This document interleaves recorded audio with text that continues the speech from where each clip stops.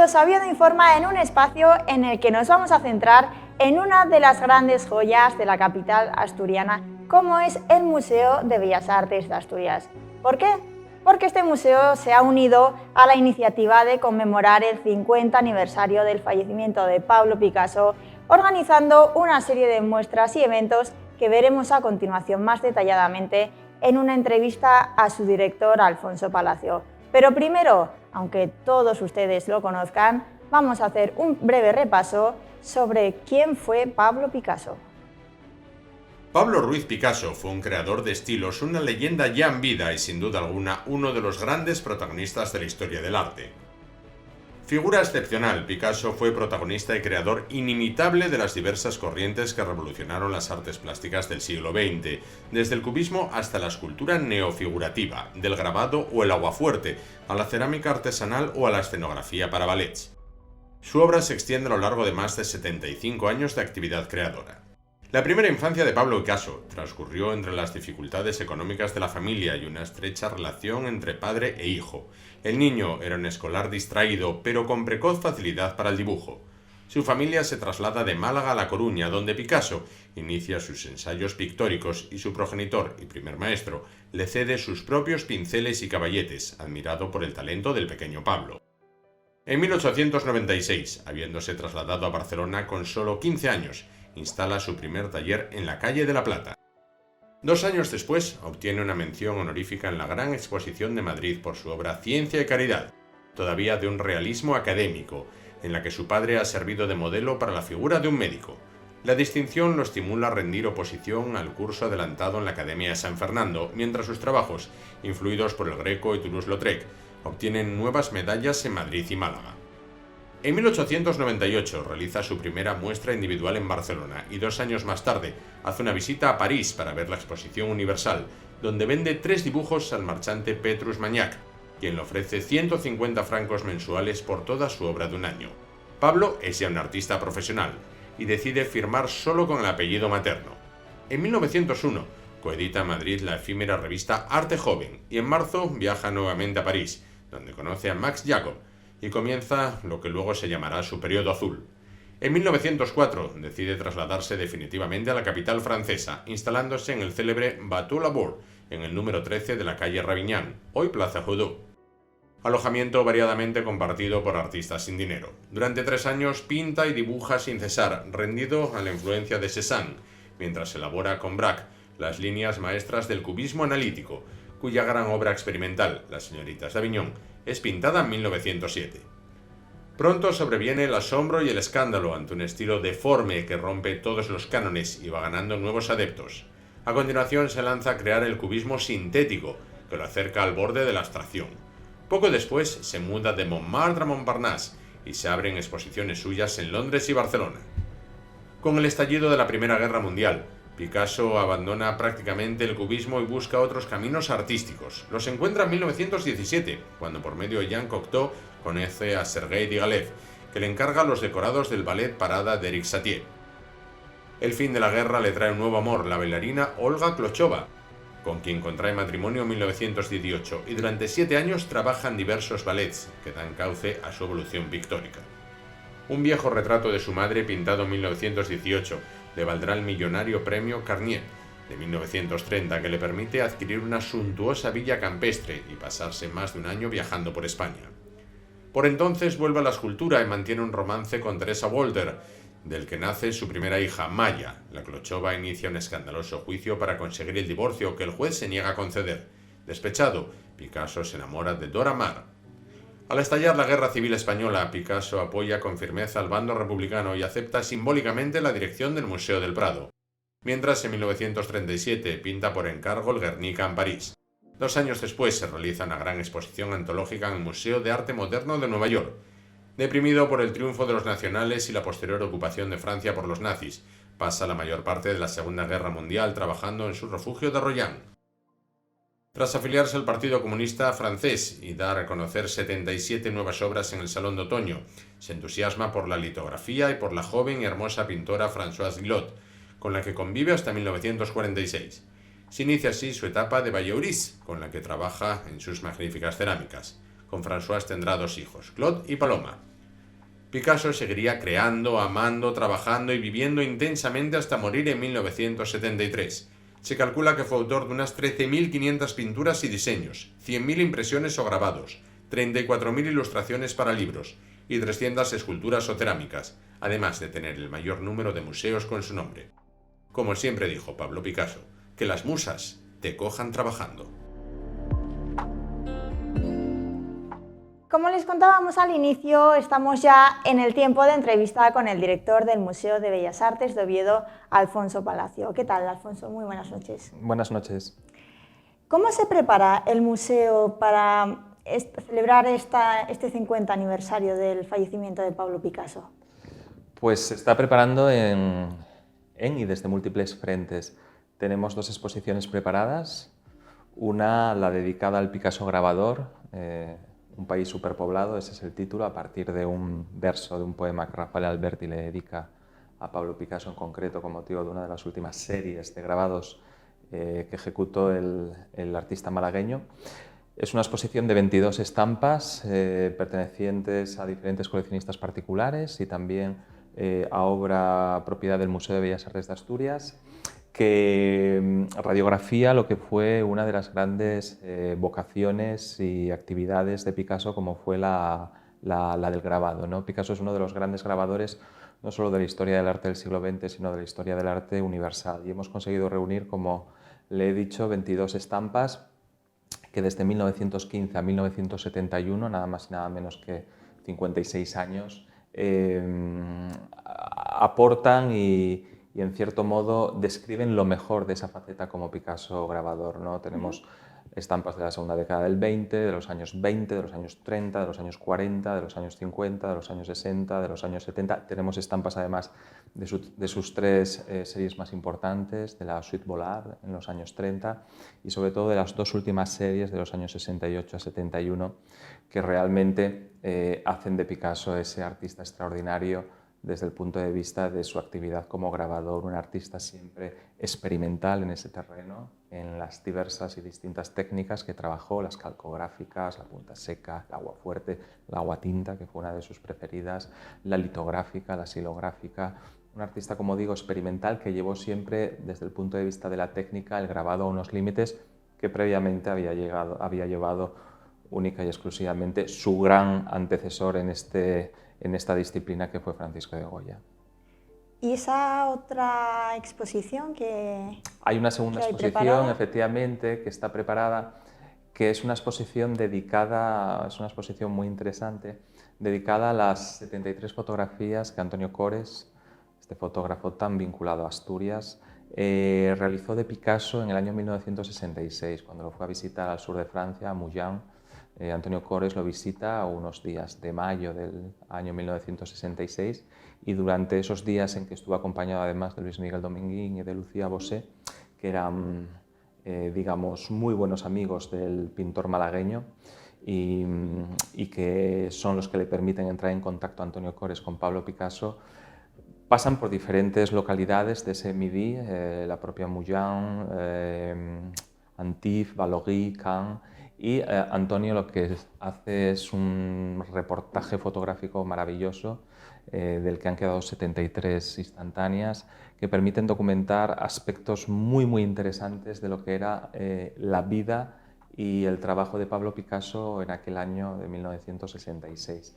Además, junto con esas 73 fotografías, incorporaremos una fotografía que Picasso le hizo al propio Antonio y a su mujer en aquella época, y a su mujer Jacqueline Roch, precisamente en su casa-mansión de Notre-Dame-de-Vie, que estaba en Moulins, ¿no? Así que tendremos por un lado al Picasso grabador y tendremos por un lado al Picasso fotografiado, porque Picasso en realidad es uno de los artistas más fotografiados de la historia del arte, ¿no? Son decenas los fotógrafos, algunos de ellos grandísimos nombres, referentes clásicos de la fotografía del siglo XX, Brassai, Cartier-Bresson, Douglas Duncan, Cooper, bueno, fotógrafos maravillosos que hicieron de Picasso y de su entorno el motivo de su cámara, ¿no? Y Antonio Cores es uno más. Tenemos la suerte de que Antonio Cores este gran fotógrafo pues se acercara en aquellos días a Picasso e hiciera una serie de fotografías realmente importantísimas. ¿Hasta qué fecha y dónde están ubicadas estas exposiciones? Sí, las vamos a tener, las inauguramos ahora con motivo de la temporada de verano y las vamos a tener expuestas en diferentes partes del museo hasta el 29 de octubre. Van a estar varios meses, queremos que estén hasta esa fecha para que todos los visitantes que vengan al museo durante la temporada estival, el verano, junio, julio y agosto, puedan verlas. Además, con cada exposición vamos a hacer una pequeña publicación. Puedan verlas tranquilamente, pero también septiembre sabemos que en Oviedo es un museo, es un mes muy interesante con gran cantidad de turismo, están las fiestas de San Mateo y otros eventos y otras actividades, y prolongaremos ya también hasta finales del siguiente mes de octubre para que el Museo de Bellas Artes de Asturias pueda rendir ese homenaje al que es el artista español más importante del siglo XX en el 50 aniversario de su fallecimiento. Además, el museo cuenta con la obra invitada Retrato de Picasso de Juan Gris. Eso es, sí, sí. Es una obra invitada, efectivamente, que hemos integrado y al mismo tiempo segregado de la exposición Un país superpoblado, de la exposición de grabado a la que antes me refería. Queríamos tener una imagen de Picasso y nada mejor que el grabado tirado en el año 1920 a partir del retrato que Juan Gris le había hecho a Picasso en 1912 y que es uno de los grandes retratos que un artista cubista como Juan Gris, y amigo de Picasso, le hace en este caso a quien por aquella época era el artista desde luego más destacado de toda la vanguardia que estaba trabajando en París en esos años iniciales del siglo XX. Efectivamente, lo tenemos expuesto en la sala 10, la sala 10 y 11 es la que abarca la exposición de Un país superpoblado, pero en uno de sus testeros, con otra museografía, con otro color, incluso con un texto identificativo propio como obra invitada, tenemos ese maravilloso grabado que luego fue incorporado a la edición, a la segunda edición que se hizo de un libro clásico,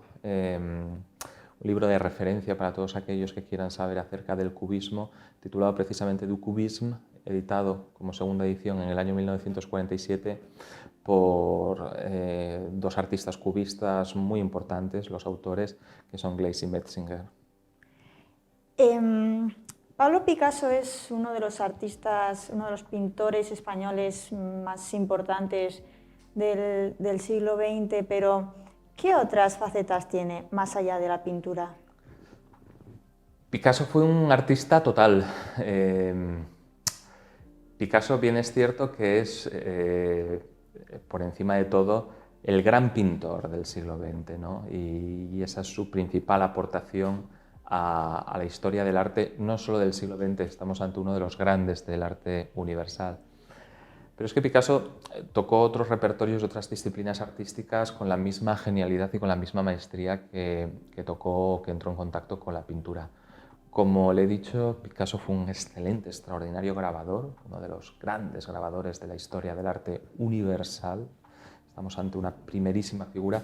Fíjese que el catálogo de grabados de Picasso, para que vea un poco cuál era su pulsión creativa, supera las 2.200 obras, solo el grabado. Picasso también fue un magnífico dibujante. De hecho, siempre se ha dicho que el secreto de su pintura está en la fuerza de su dibujo, ¿no? De un dibujo que ejercitó desde los primeros compases de su vida y que hasta el final de su vida fue un compañero de viaje, hasta ese año 1973 en que falleció, fue un compañero de viaje que no le dejó nunca. Picasso es un enorme escultor también, sobre todo a partir de su entrada en contacto con Julio González y la enseñanza en cuanto a los aspectos técnicos de la soldadura autógena que Julio González le transmite a Picasso. Es uno de los grandes también escultores del siglo XX. Pero Picasso fue un magnífico ceramista, Así que tenemos ahí otra vía de trabajo y de investigación y de exploración realmente importante. Picasso no nos hemos de olvidar que también apareció en algunas películas, El misterio Picasso de Georges Clouzot, una obra maestra del documental de artistas, y también en alguna película de Jean Cocteau, El testamento de Orfeo, así que también hay una vertiente teatral, actoral, cinematográfica singular, pero interesante. Picasso también fue el autor de un texto teatral. Picasso también es el autor de algunas de las sentencias artísticas que más fortuna crítica han hecho en la historia del arte. Es decir, estamos ante un ser realmente total que desde el punto de vista creativo se convierte en el gran minotauro, ¿no? Por esa pulsión y por esa pasión creativa que le hacía, por ejemplo, al final de su vida, cuando llevaba un balance diario de todo lo que hacía día a día. Estamos hablando de los años 68, 69, 70, 71, 72, 73, cuando Picasso ya tiene 87, 88, 89, 90 y 91 años.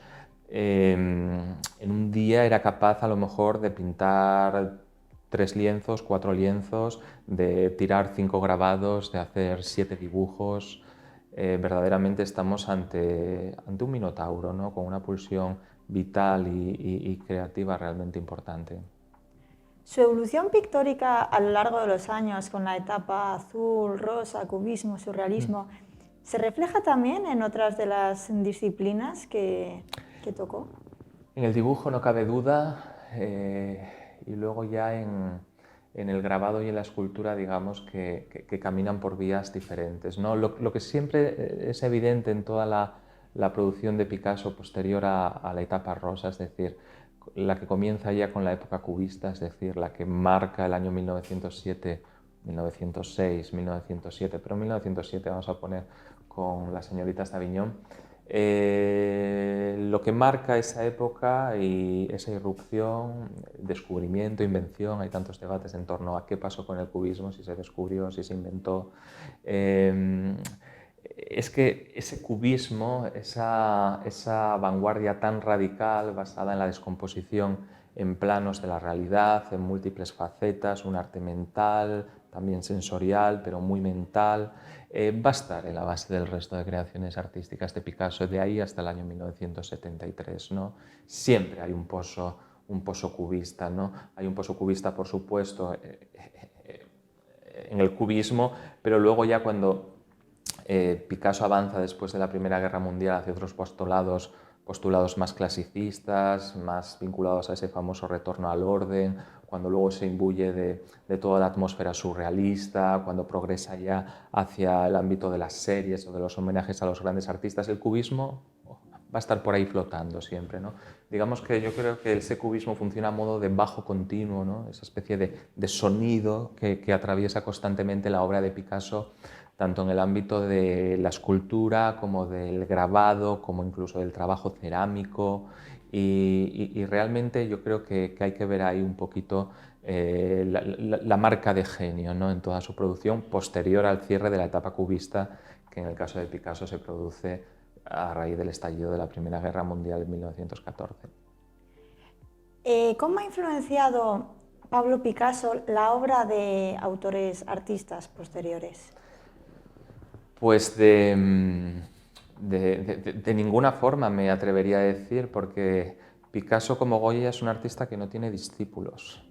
No tiene discípulos. Y un mal discípulo de estos artistas en el fondo no es un discípulo, es un epígono.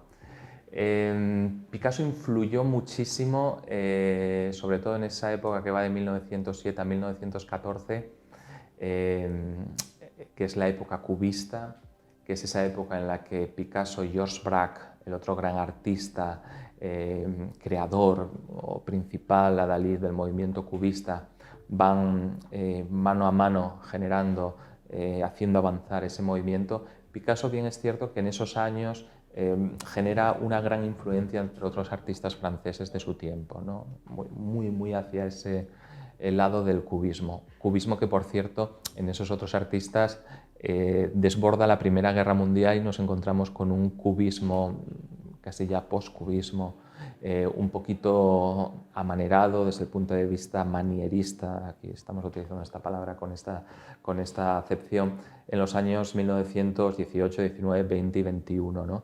Pero Picasso no es un artista que haya dejado discípulos, porque es tal su originalidad, es tal su singularidad, es tal su fuerza creativa, que aquel que quisiera haber seguido a Picasso se hubiera quemado, literalmente, ¿no? Entonces, en ese sentido, desde el punto de vista de la generación de discípulos, no podríamos considerar a Picasso como un maestro generador de discípulos. Sí, como un maestro de la pintura, un maestro singular, extraordinario, único, y sí quizás como enseñanza que pudo dejar y que pudieron continuar otros artistas, es la de la pasión absoluta, plena y hasta las últimas consecuencias, como si fuera una especie de tarea o vida o muerte, por la pintura. Si hay un artista que representa, dentro de las múltiples guerras culturales que se dan en el mundo del arte a lo largo del siglo XX, entre la pintura y el arte conceptual, entre un tipo de pintura y otro tipo de pintura, entre una determinada manera de entender la creación opuesta a lo que es esa otra versión más pictórica. Picasso es el pintor que lleva uno de los pintores que lleva la bandera, que lleva el estandarte de que la pintura todavía puede ser el gran arte del siglo XX, ¿no? Frente a otras corrientes artísticas que irrumpen sobre todo a partir de los años 50 y 60, que hablan de la desmaterialización de la pintura, es decir, de su disolución en otro tipo de vías artísticas, ¿no? Entonces, esa fe, ese compromiso con la pintura, que sí es propio de otros artistas que siguen un poco el modelo de Picasso desde este punto de vista conceptual, desde esta idea que les estoy comentando, sí que puede ser una de las grandes aportaciones de Picasso a generar una corriente, un flujo de continuidad en ese sentido, ¿no? En esa pintura que nunca ha acabado de morir, ¿no? Siempre se ha hablado muchas veces, a raíz sobre todo de la irrupción de otras prácticas artísticas emergentes que parten de la desmaterialización del objeto artístico, ¿no? Pues el body art, la performance, el happening, el land art, etc. Siempre se habló de que la pintura moría, de que la pintura ya no era esa técnica ni esa vía para explorar las pulsiones internas y externas de un individuo o de la sociedad. Entonces siempre se ha hablado una y otra vez de la muerte de la pintura, pero la pintura nunca ha acabado de morir, ¿no? Es ese enfermo con una pésima salud de hierro que todavía tiene mucho que contarnos y que todavía sigue ahí aportándonos muchísimo. Esa idea es una idea muy picassiana, ¿no? La pintura resiste al final, ¿no? Y yo creo que esa es una de las enseñanzas que pudo transmitir a muchos de los artistas que han seguido y haciendo de la pintura pues un medio de expresión más importante. Han pasado ya 50 años desde el fallecimiento de este artista, pero a pesar de que sus obras siguen por todo el mundo, ¿considera que el público joven se siente atraído por su estilo? Sí, yo lo considero, bueno, desde lo que me toca como historiador del arte, por un lado, historiador del arte especialista en arte contemporáneo, y como director de un museo, ahora que llevo ya unos años, sí veo que con una buena acción de mediación, de explicación de la pintura a los jóvenes, de una pintura a veces tan compleja como puede ser la pintura de vanguardia y en concreto la pintura de Picasso, que bien explicada, bien comentada, bien descodificada, en definitiva, todo joven al final acaba viendo y entrando y reconociendo el valor, ¿no? de esa creación. Pero es algo que pasa con buena parte del arte del siglo XX, a diferencia de lo que falsamente también se piensa del arte anterior, ¿no? Que falsamente se piensa que todos entendemos a lo mejor lo que quiere decirnos un pintor que nos está representando y haciéndonos partícipes de una pintura suya a modo de bodegón. Pues ahí veo unas frutas, veo unos recipientes, veo una serie de elementos, naturaleza muerta. Bueno, no, las naturalezas muertas, por ejemplo, no se quedan ahí, son mucho más complejas, son obras que nos hablan de la caducidad de la vida, del paso del tiempo, a través de una serie de códigos y de claves que el pintor está introduciendo en esos cuadros, ¿no? Es decir, el arte no es un lenguaje sencillo, es un lenguaje complejo que hay que saber descifrar y que te tienen que enseñar a descifrar, ¿no? Y si hay un arte que sea necesario descifrar, no cabe duda que es el arte del siglo XX. Entonces hacen falta muy buenos mediadores, ¿no? Muy buenos comunicadores, muy buenos exégetas, interpretadores, muy buenos educadores, en definitiva, que es lo que hay en los museos, que sepan acercar una obra que a priori puede ser un poquito compleja, mental y intelectual y sensitivamente, a ese público joven que en cuanto se le dan esas claves enseguida valora lo que tiene delante. Mencionaba que el arte es un lenguaje complejo. Por lo tanto, para disfrutar de estas exposiciones es necesario tener un conocimiento previo de historia del arte o al menos de lo que fue la figura de Pablo Picasso, o cualquier persona podría acceder a ellas y disfrutarlo. Convendría tenerlo y para eso está el trabajo que se hace en los museos. Nosotros, con motivo de estas dos exposiciones, vamos a publicar los correspondientes catálogos o folletos explicando las obras, vamos a realizar las correspondientes visitas guiadas con especialistas en esas obras en concreto. Entonces, bueno, toda esa serie de ayudas o de muletas al conocimiento son necesarias y puedo decir que hasta son importantes. Ahora bien, también es muy interesante y uno puede llegar a recibir digamos, un estímulo importante de aquello que está viendo, el contacto libre y directo con la obra de arte. Todos tenemos ojos, todos somos capaces de mirar adecuadamente, de mirar sosegadamente las obras de arte, que es lo que necesitan, su tiempo, y de recibir una serie de sensaciones, de estímulos que nos pueden ya situarnos o que nos pueden ya situar en un plano o en un primer nivel de conocimiento o de recepción de aquello que estamos viendo. A partir de ahí, es decir, a partir de ese primer nivel de recepción o de conocimiento, nos haría entrar en cuestiones ya como teorías de conocimiento y demás. Bueno, puede venir todo este apoyo teórico de los educadores, de la mediación, que yo creo que es importante en los museos y más en el arte del siglo XX, y que el Bellas Artes de Asturias pues siempre lo está aportando. Como actividades complementarias a estas exposiciones, el museo ha organizado conferencias para impartir a lo largo del verano. Sí. Hemos organizado varias conferencias de aquí a finales de julio, dos dedicadas precisamente a Picasso, una dedicada a la exposición del grabado y otra dedicada a la exposición del Picasso fotografiado, ¿no?, de la serie de fotografías de Antonio Cores. Bueno, es un título más amplio, Picasso y Asturias, porque hay una conexión entre Picasso y Asturias que habría que explorar desde el punto de vista del coleccionismo, desde el punto de vista de los amigos que tuvo en París, algunos de ellos asturianos, etc.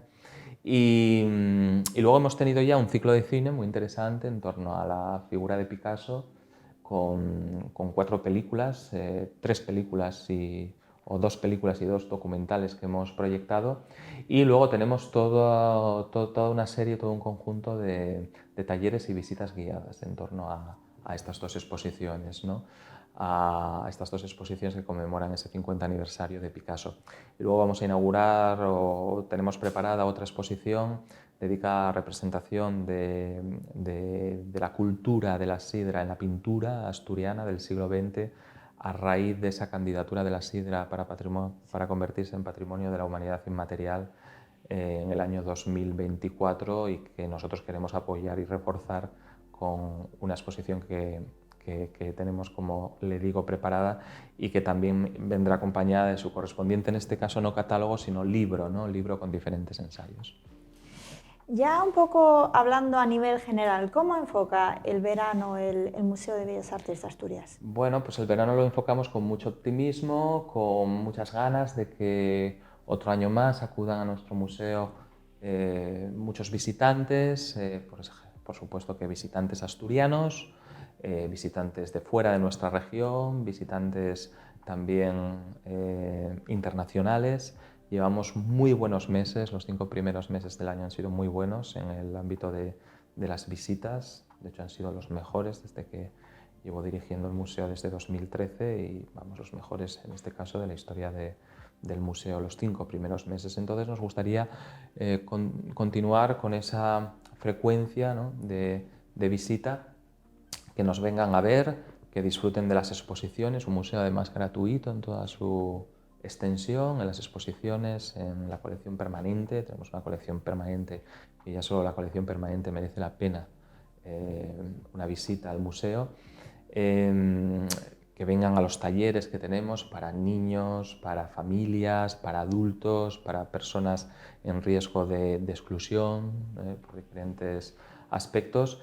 Y un verano también en el que ya han empezado a comenzar las obras de lo que va a ser esa segunda fase de ampliación del museo, que esperemos que ya empiece de manera definitiva y continuada a finales de año, en el otoño, ¿no? Entonces, nos viene un buen verano y sobre todo nos viene un final de año muy estimulante, ¿no? Con ese inicio ya creemos que por fin, a finales de año, mes de noviembre, por ejemplo, de las obras para hacer esa segunda fase de ampliación del museo, que para nosotros nos es tan necesaria, ¿no? Y que consiste en la demolición de uno de los edificios que compone el Bellas Artes. Es una obra cualitativamente compleja y que nos va a tener 2 años pues con la piqueta acompañándonos, ¿no? Así que, bueno, es un momento muy, muy importante, muy interesante para el museo. Estamos muy ilusionados. ¿Y alguna exposición ya que haya preparada como...? Sí. Este año es un año lleno de homenajes, repleto de homenajes. La historia del arte tiene un punto a veces un poco necrofílico, ¿no? Celebramos los fallecimientos, homenajeamos los fallecimientos, ¿no? El de Picasso hemos estado hablando, pero es que también es el 50 aniversario del fallecimiento de un pintor para nosotros muy importante, amigo de Picasso, muy amigo de Picasso, por cierto, en París, que es Luis Fernández, del que estamos preparando una gran exposición que primero inauguraremos en Madrid con la Fundación María Cristina Massadoiu Peterson. Es un proyecto de la Fundación María Cristina Massadoiu Peterson y del Museo de Bellas Artes de Asturias, y que luego, pero ya en 2024, nos traeremos a Oviedo. También vamos a hacer algo coincidiendo con el centenario del fallecimiento, en este caso, de Sorolla. Vamos a hacer algo con nuestros 13, 14 Sorolla, en este caso. Eso será ya a finales de este año, hacia el mes de noviembre aproximadamente. Y luego también es el centenario en este año 2023 del nacimiento de Antonio Suárez, un pintor español asturiano muy interesante, que participó de esa aventura increíble que fue la formación del Grupo El Paso en 1957, que es el grupo que introduce la modernidad en el arte español a partir de ese momento, y que contacta con todas las corrientes de innovación que se estaban dando en el contexto internacional.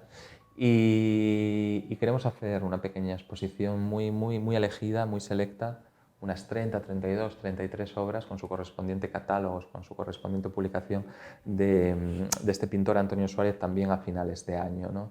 Entonces, estos son un poco los objetivos expositivos que tiene el museo para cerrar 2023, que esperemos que sea un buen año y que esperemos que sea el año en donde se vea ya el comienzo de las obras de la segunda fase de ampliación. Esperemos. Pues nada, ya para finalizar la entrevista solo queda que invite a los espectadores a que asistan a esta muestra. Pues por supuesto, invito a todo el mundo a vernos en el museo, ¿no? En el Museo de Bellas Artes de Asturias, que es un museo magnífico, que es un museo de todos los asturianos, que es ese museo que queremos convertir en un espacio común, en un espacio de todos, para todos, que guarda lo mejor de nuestro patrimonio cultural. Y hablar de patrimonio cultural es hablar de historia, de memoria, identidad, de belleza, por supuesto, y que está al alcance de la mano, ¿no?